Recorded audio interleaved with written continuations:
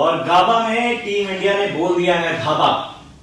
India TV पे आप सभी का स्वागत है, फेसबुक लाइव पे, स्पोर्ट्स पेज पे। मेरे साथ है शुभाशीष सर। शुभाशीष जी, स्वागत है। आज जो टीम इंडिया ने किया, इतिहास रच दिया। 32 साल बाद टीम इंडिया ने ऑस्ट्रेलिया जाके उसी के घर में उसको हराया। एक तरीके से सर्जिकल स्ट्राइक बोल दे इसको। बिल्कुल सर्जिकल स्ट्राइक से कम नहीं है ये। और 32 साल बाद ऑस्ट्रेलिया पहली बार अपने सरजमी पे गाबा में टेस्ट मैच हारा है। इंडियन टीम तो पहली बार जीती है गाबा में, लेकिन एक एशिया की पहली टीम है जो कि गाबा में टेस्ट मैच जीती है, ऑस्ट्रेलिया को हराया है। और ये जीत जो है, ये सिर्फ इसको आप जीत के नजरिए से ना देखें, ये जीत से कहीं ज्यादा है। और ये ऐतिहासिक जीत हम इसलिए कह रहे हैं इसको कि टीम इंडिया ने आज एक इतिहास रचा है। और जिस हिसाब से इस टेस्ट मैच में इंडिया ने अपना दमखम दिखाया है, यंग प्लेयर्स ने अपना दमखम दिखाया है, वो कहीं किसी भी मतलब आप जो जितने भी पूरे टेस्ट क्रिकेट की हिस्ट्री में आप देख लीजिए इंडिया की, वो I think this is the greatest ever victory in test cricket. आपने यंग क्रिकेटर्स की बात करी शुभाशीष जी, पर मेरे को ये लगता है कि इस बार कोई सीनियर प्लेयर था ही नहीं। तो आपको नहीं लगता कि ये यंगिस्तान जो है इसमें बड़ा दमखम है और ये कहती है आंखों में आंखें डाल के कि हाँ, अगर हमको छेड़ोगे तो हम छोड़ेंगे नहीं तुमको। बिल्कुल, यही कोहली की टीम है, ये रवि शास्त्री की टीम है। यंगिस्तान में यंगिस्तान यंग इंडिया यही है। यंग इंडिया को आप टेम नहीं कर सकते, यंग इंडिया को आप दबा नहीं सकते हैं। और ये उसी चीज का इन्होंने प्रदर्शन दिखाया है कि यंग इंडिया हारने के बाद भी वो उसको आप दबा नहीं सकते। बिल्कुल, हारने के बाद भी आप दबा नहीं सकते। अच्छा, मैं एक चीज इसमें ऐड कर दूं, शुभाशीष जी के पास इतने सारे फैक्ट्स होते हैं, मतलब मैच में ये ज्ञाता जिसको कहते हैं ज्ञान का भंडार, इन्होंने अभी मुझे लाइव से पहले जस्ट 2-3 चीजें बहुत अच्छी बताई। और जो आप बताते कि जब पिछले साल अभी जो साल बीत गया 26 पे आउट हो गए। बिल्कुल। और आज का दिन भारतीय टेस्ट क्रिकेट के इतिहास में बड़े ही सुनहरे अक्षरों से लिखा जाएगा। 19 जनवरी 2021 एक बहुत ही यादगार दिन है भारतीय क्रिकेट के लिए। और ठीक एक महीना पहले हम चले जाते हैं 19 दिसंबर 2020, जो कि भारतीय इतिहास के पन्नों में काला दिन के हिसाब से आप उसको कह सकते हैं। 36 रन पे इंडिया ऑल आउट हो गई थी एडिलेड में। और पहला टेस्ट मैच था, इंडिया पहला टेस्ट मैच 3 दिनों के अंदर हार गई। किसी ने इस टीम को वापस दोबारा कमबैक करने का किसी ने नहीं स्कोप दिया, सबने राइट ऑफ किया, सारे दिग्गजों ने राइट ऑफ किया। ऑस्ट्रेलियन बड़े ऑस्ट्रेलियन खिलाड़ियों ने उसको राइट ऑफ किया कि नहीं, ये टीम हारेगी, 4-0 हारेगी। लेकिन ठीक एक महीने के अंदर, एग्जैक्ट एक महीने के अंदर जो टीम इंडिया ने अपना दमखम दिखाया है और कैसे टर्न अराउंड किया है पूरी सीरीज को। बॉर्डर गावस्कर सीरीज तो आप रिटेन कर ही चुके थे, लेकिन जो गाबा में जीत के साथ जो इन्होंने बॉर्डर गावस्कर सीरीज को रिटेन किया है, इससे मुझे नहीं लगता कि इससे बड़ी बात और कोई हो सकती है सच में। और इससे काबिल तारीफ कोई चीज। और जो आप कह रहे थे कि दूसरे के ऊपर कमेंट करना, टीम पेन ने बोला और चीजें जो जिस तरह से खराब हो रही थी, इतने कमेंट्स। देखिए, ऑस्ट्रेलिया के साथ जो टेस्ट हमेशा जो मुकाबला होता है इंडिया का, वो बहुत ही अव्वल दर्जे का मुकाबला होता है। बहुत ही पहले हम राइवलरी में बोलते थे कि इंडिया पाकिस्तान की राइवलरी है, वो अभी भी है, लेकिन इंडिया पाकिस्तान बहुत कम खेलते हैं। लेकिन इंडिया पाकिस्तान की राइवलरी के बाद अगर हम कोई राइवलरी देखें, वो है इंडिया ऑस्ट्रेलिया की राइवलरी। और पिछले कुछ सालों में ये राइवलरी बहुत उभर के आई है और इस राइवलरी में सब कुछ है। मतलब आप एक कह सकते हैं कि it's a perfect Bollywood pot boiler. इसमें इसमें ड्रामा है, इसमें एक्शन है, इसमें सस्पेंस है, इसमें सब कुछ है, इसमें इमोशंस है।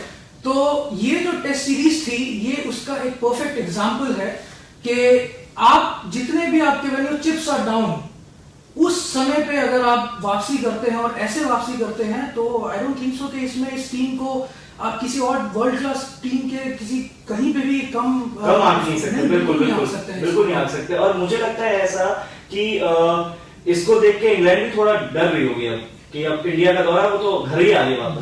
बिल्कुल। और इंग्लैंड डरेगी और डरना भी चाहिए कि जिस हिसाब से इंडिया ने ऑस्ट्रेलिया में परफॉर्मेंस की है और अब तो अगली टेस्ट सीरीज घर पे है, तो इंग्लैंड की यादें बहुत बुरी हैं। इंडिया में खेलने की लास्ट टेस्ट सीरीज में काफी बुरी तरह हार के गए थे।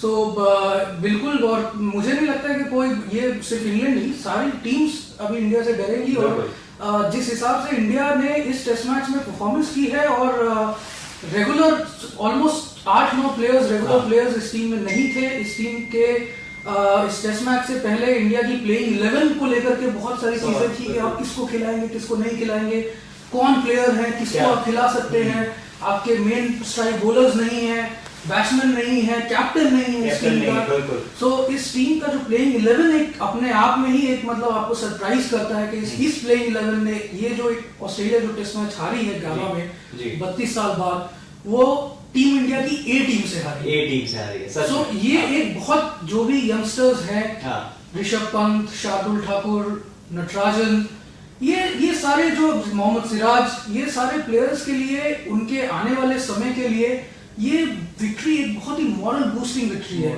और ये अभी नहीं, ये विक्ट्री जो है ये ऐसी विक्ट्री है कि जिसकी चर्चा हम अपने बच्चों के साथ करेंगे, बच्चों के साथ करेंगे। और ये आने वाले प्लेयर्स के लिए भी बहुत बड़ा एग्जांपल होगा, जो इंडिया के लिए खेलने के लिए सोच रहे हैं, जो खेल रहे हैं। बिल्कुल बहुत बड़ी चीज होगी। जो सबसे बड़ी विक्ट्रीज में हम याद करते हैं 2001 का टेस्ट मैच जो इंडिया ने ऑस्ट्रेलिया को हराया था ईडन गार्डन्स में। वीवीएस लक्ष्मण और राहुल द्रविड़ उस मैच के हीरो थे। सो ये जो टेस्ट मैच है, ये उसी लेवल का टेस्ट मैच था जो विक्ट्री थी। इसको ये चर्चा में रहेगी, आने वाले कई दशकों तक ये चर्चा में रहेगी। और जब भी इंडियन टेस्ट क्रिकेट की हिस्ट्री लिखी जाएगी, ये जो जीत है ये हमेशा सबसे ऊपर आती जाएगी। इस जीत को सबसे ऊपर आती जाएगी, और इतनी बेहतरीन जीत तो मतलब होनी भी चाहिए।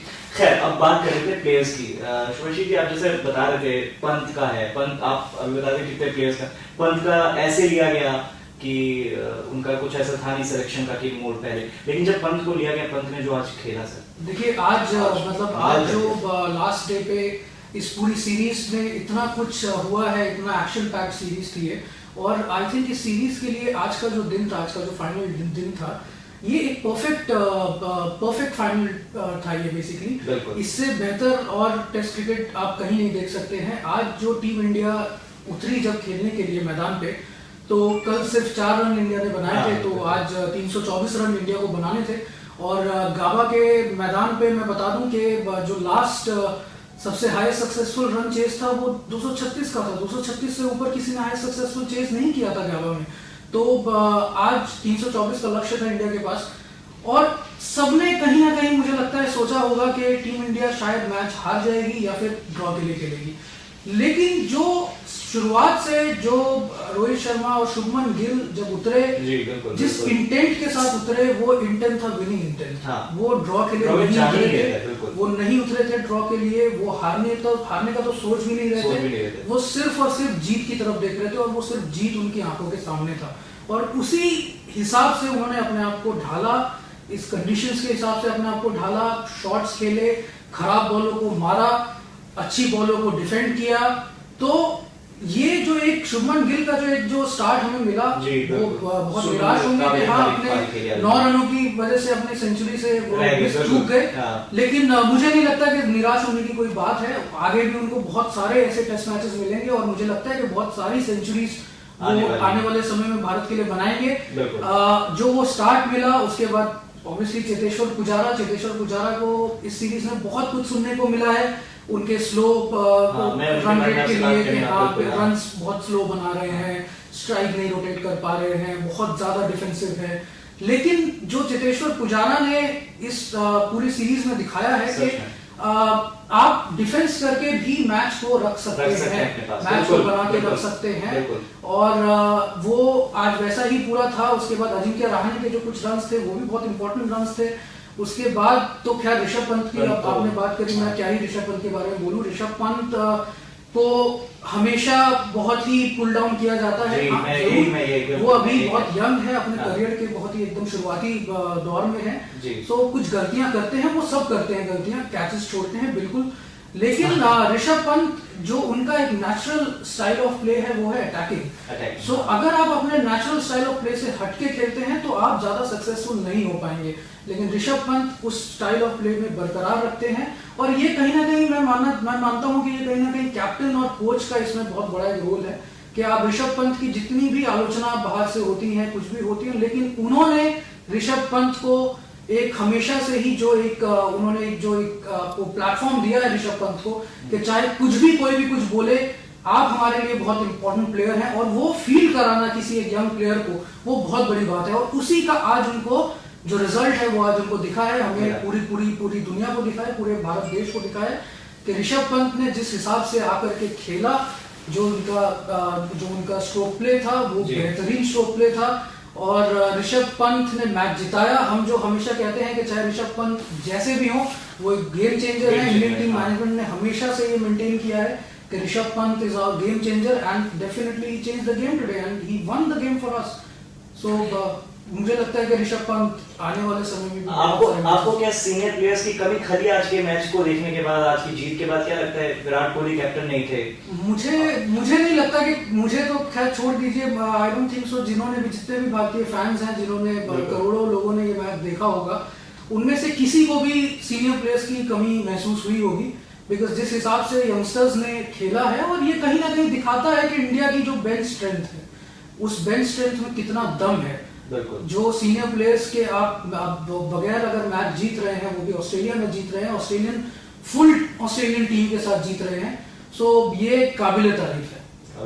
और काबिले तारीफ है तभी देश के प्रधानमंत्री ने ट्वीट करके बधाई दी टीम इंडिया को, और बीसीसीआई ने 5 करोड़ का ऐलान किया बोनस के लिए। मूवमेंट इतना ये सही था। लेकिन हम बात करेंगे आपसे, आपने अगर विराट कोहली का ट्वीट पढ़ा हो तो? बिल्कुल पढ़ा है विराट कोहली का ट्वीट। विराट कोहली बहुत खुश होंगे। विराट कोहली के लिए ये जो साल है, जो नया साल आया है, वो बहुत ही खुशियों के साथ आया है। उनकी बेटी हुई है, एंड देन टीम इंडिया का सीरीज जीतना, बॉर्डर गावस्कर सीरीज 2-1 से जीतना, वो बहुत ही खुशी का मौका है। और क्यों नहीं हो, मतलब किसी एक कैप्टन के लिए जिसने इस टीम को इतने सालों से संभाला हुआ है, और जिसका दारोमदार, इस टीम का पूरा दारोमदार उनके ऊपर है, और उनको जरूर खुशी हुई है, और वो खुशी उनके ट्वीट में झलकती है कि मुझे, आई एम श्योर, उन्होंने ये 5 दिन, मुझे नहीं लगता कि उन्होंने टीवी से थोड़ा भी वो हटे होंगे, बट बहुत बिजी तो होंगे ही, क्योंकि छोटी बच्ची है घर पे, लेकिन मुझे नहीं लगता कि वो टीवी स्क्रीन से थोड़ा भी, बिल्कुल भी हटे होंगे। मेम्स की तो बरसात हो गई। एक्चुअली लोग ना अलग अलग तरीके के मेम्स शेयर कर रहे हैं ट्विटर पे, फेसबुक पे। चेतेश्वर पुजारा को ट्रांसफॉर्मर टाइप बना दिया है कि वो बॉले, लेकिन इतने के बाद भी जितनी बॉले उनको, बॉडी लाइन जो आप कल बता रहे थे, हमारी बात चल रही थी, ये इनका ये था कि किसी तरह वो हटे पीछे, आउट हो जाए कुछ, लेकिन जिस तरह से वो खेले, मतलब इतने के बावजूद, इसमें आप देखिए यही चीज शो करता है कि आप हमेशा शॉट्स मारते आप काउंटर अटैक नहीं कर सकते। आप अगर जितने ब्लोज उन्होंने आज लिए अपनी बॉडी पे, आई थिंक शायद ही कोई और प्लेयर होगा जो इतने ब्लोज सहने के बाद भी उस मिडिल में अपने आप को रख सकता है, और अपना कंपोजर जो रखते हैं जिस हिसाब से चेतेश्वर पुजारा, वो इसमें तो कोई दो राय नहीं है कि उनका कंपोजर नहीं टूटता है, और उनका जो पेशेंस लेवल है वो आई डोंट थिंक सो कि इंडियन टीम या फिर किसी और टीम में, किसी और प्लेयर के अंदर उतना पेशेंस लेवल है जितना चेतेश्वर पुजारा में है, और वो इस टीम के एक बहुत ही अहम हिस्सा है। और मुझे नहीं लगता कि चाहे जितनी भी आलोचना हो उनके ऊपर कि वो स्लो खेलते हैं, वो ठीक से खेल नहीं पाते हैं, बहुत स्लो रन स्कोर करते हैं, बट ये टेस्ट क्रिकेट है, ये T20 क्रिकेट नहीं है, ये ओडीआई क्रिकेट नहीं है। यहाँ पे चेतेश्वर पुजारा जैसे प्लेयर्स की हमें जरूरत है, और ये टेस्ट क्रिकेट का असली कैरेक्टर शो करता है। अगर हम लाइव खत्म करते हैं, अगर इनके बारे में बात ना करें तो बड़ी नाइंसाफी होगी। शार्दुल ठाकुर, वॉशिंगटन सुंदर और मोहम्मद सिराज ने जो बॉलिंग करी, देखिए मोहम्मद सिराज के बारे में मैं क्या बोलूं। Mohammed Siraj lost his father on this tour. उन्होंने अपने फादर को लूज किया, इंडिया में उनके फादर की डेथ हुई, लेकिन उन्होंने डिसाइड किया कि वो ऑस्ट्रेलिया में टीम के साथ रुकेंगे।